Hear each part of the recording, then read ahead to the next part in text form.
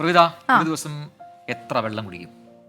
അത് ഞാനങ്ങനെ ഇപ്പം എത്ര ഗ്ലാസ് കുടിക്കുന്നത് നോക്കാറില്ല, പക്ഷെ ഒരു 3 ലിറ്റർ മിനിമം കുടിക്കണം എന്നാണ്.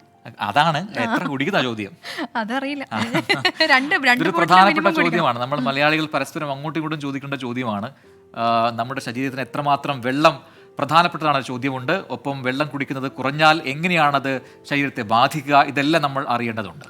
ഒരു ദിവസം ഒരാൾ എത്ര വെള്ളം കുടിക്കണം, അതോടൊപ്പം തന്നെ ഈ വെള്ളം കുടിക്കുന്നതിന്റെ ബെനിഫിറ്റ്സ് എന്തൊക്കെയാണ്, ഒപ്പം തന്നെ ഈ വെള്ളം കുടിക്കാതിരുന്നാൽ എന്തൊക്കെയാണ് പ്രശ്നം ഉണ്ടാവുക എന്നൊക്കെ ഞങ്ങളല്ല പറഞ്ഞു തരുന്നത്. ഡോക്ടർ സൗമ്യ സരിൻ കൃത്യമായി തന്നെ പറഞ്ഞു തരും. കാണാം ഡോക്ടറെ. നമ്മൾ ദിവസവും കഴിക്കുന്ന ഭക്ഷണത്തിൽ ഒരിക്കലും ഒഴിച്ചുകൂടാൻ പറ്റാത്ത ഒന്നാണ് വെള്ളം. നമ്മുടെ ശരീരം തന്നെ 3/4 ഭാഗവും വെള്ളമാണ്.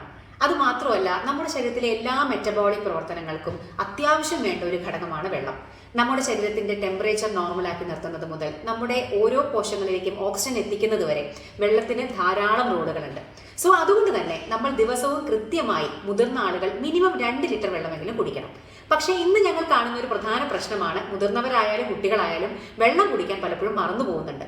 അതിന്റെ ഫലമായിട്ട് അധിക ആളുകൾക്കും മൂത്രപ്പഴുപ്പും അതുപോലെ തന്നെ മലബന്ധവും ഒക്കെ കാണാറുണ്ട്. സോ നമ്മൾ ഒരു ദിവസം ഞാൻ പറഞ്ഞ പോലെ മിനിമം 2 ലിറ്റർ വെള്ളമെങ്കിലും മറക്കാതെ കുടിക്കുക. ഇന്ന് നിങ്ങളെ അത് ഓർമ്മിപ്പിക്കാനുള്ള ആപ്പുകളൊക്കെ ലഭ്യമാണ്. മറന്നു പോകുന്നവർ അതൊക്കെ ഉപയോഗിക്കാം.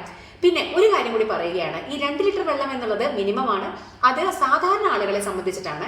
വൃക്ക രോഗികളും ഹൃദ്രോഗികൾക്കും കൃത്യമായി ഡോക്ടർ എത്ര വെള്ളമാണ് കുടിക്കാനുള്ളത് എന്നുള്ള അളവ് പറഞ്ഞു കൊടുത്തിട്ടുണ്ടായിരിക്കും. അത്രമാത്രം കുടിക്കുക. അല്ലാതെ ഈ 2 ലിറ്റർ വെള്ളം എന്നുള്ളത് അവർക്ക് ബാധകമല്ല.